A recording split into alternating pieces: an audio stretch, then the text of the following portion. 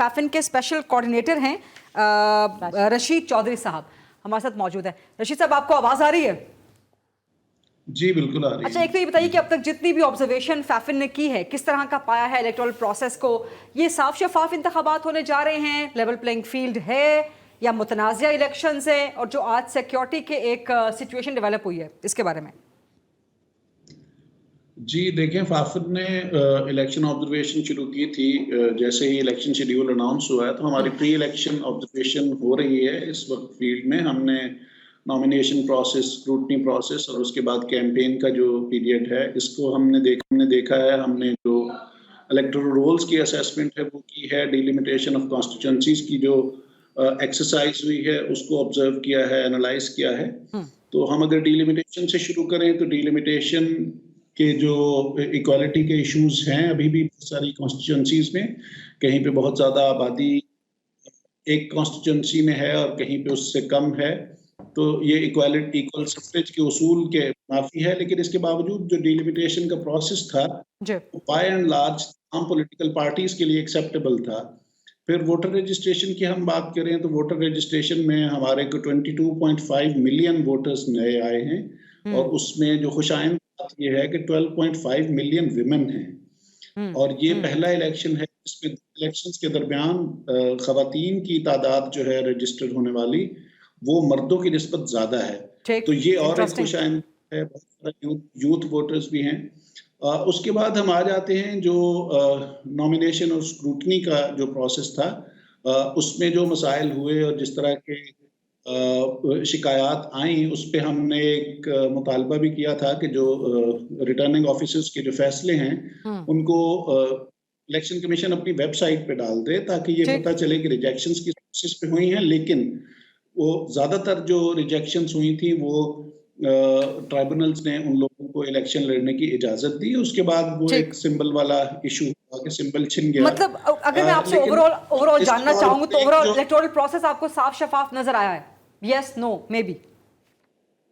नहीं, इसमें yes no तो नहीं कह सकते, क्योंकि असल में जो इलेक्टोरल प्रोसेस के जो सही वाले जो कोर है उन प्रोसेस की वो तो हम कल देखेंगे।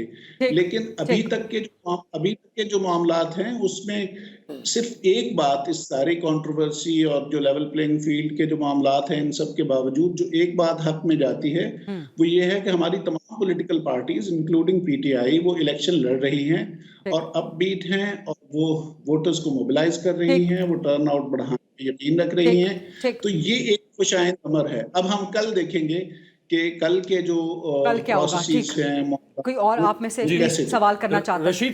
रशीद साहब ये फरमाइएगा कि इसको आप कैसे देखते हैं कि पाकिस्तान में इतनी पॉलिटिकल पार्टीज हैं, किसी सियासी जमात का जलसा नहीं रोका गया, किसी सियासी जमात की रैली पर पाबंदी नहीं लगी, किसी सियासी जमात के उम्मीदवारों को गिरफ्तार नहीं किया गया, तजवीज कुनंदान को गिरफ्तार नहीं किया गया, तायद कुनंदान को गिरफ्तार नहीं किया गया, कागजात नहीं छीने गए, FIR नहीं करवाई गई। आज भी इस्लामाबाद हाई कोर्ट में राजा बिशारत जो कि PTI के आजाद उम्मीदवार है PP11 से, उनके भाई राजा नासिर को उठा लिया गया और जस्टिस अरबाब मोहम्मद ताहिर ने आज पुलिस को कहा कि आपको आधे घंटे का टाइम दे रहा हूं, अगर आप इनको प्रोड्यूस नहीं करेंगे तो मुझे इस हल्के में इलेक्शन ही मुलतवी करना पड़ जाएगा। ये एक नहीं, सैकड़ों शिकायत पूरे मुल्क से हैं। इसको क्या हम प्री पोल ट्रांसपेरेंसी कहेंगे, फ्री एंड फेयर इलेक्शन कहेंगे?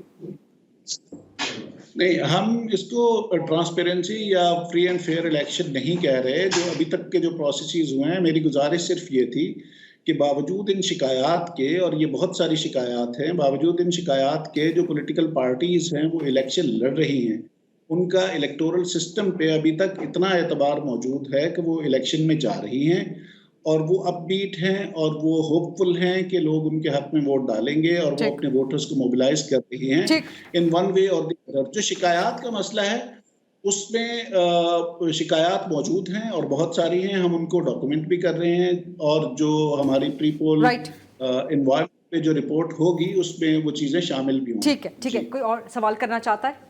मैं रशीद साहब एक चीज पूछना चाह रही थी, जो इंटरनेशनल ऑब्जर्वर्स आए हुए हैं, क्या कोई इस तरह की आपके पास रिपोर्ट्स आप क्या हमें हमारे साथ शेयर कर सकते हैं? कितनी तादाद में लोग हैं? क्योंकि मैंने सुना था जो इस वक्त मिनिस्टर हैं मुर्तजा सुलंगी साहब, वजीर इत्तलात, उन्होंने कहा कि बड़ी तादाद में ऑब्जर्वर्स आए। फाफिन इस बारे में क्या देख रहा है, कितने ऑब्जर्वर्स पाकिस्तान पहुंचे हैं इस पूरे प्रोसेस को देखने के लिए? जो हमारे इल्म में है वो है कॉमनवेल्थ का एक मिशन है जो अच्छा। डॉक्टर जोनाथन गुडलक की सरबराही में आया है, ओके। और कुछ ईयू के लोग भी हैं और बहुत सारे इंटरनेशनल मीडिया के जो लोग हैं वो इलेक्शन कमीशन ने बताया है कि ठीक। उनकी एक्रेडिटेशन है वो चेक कर रहे हैं। राइट। लेकिन जाहिर है ये एग्जॉस्टिव लिस्ट Right. हमारे पास नहीं है, ये कमीशन बता सकते ठीक है Rashid Chaudhary, thank you very much आपकी प्रेजेंस एंड पार्टिसिपेशन के लिए।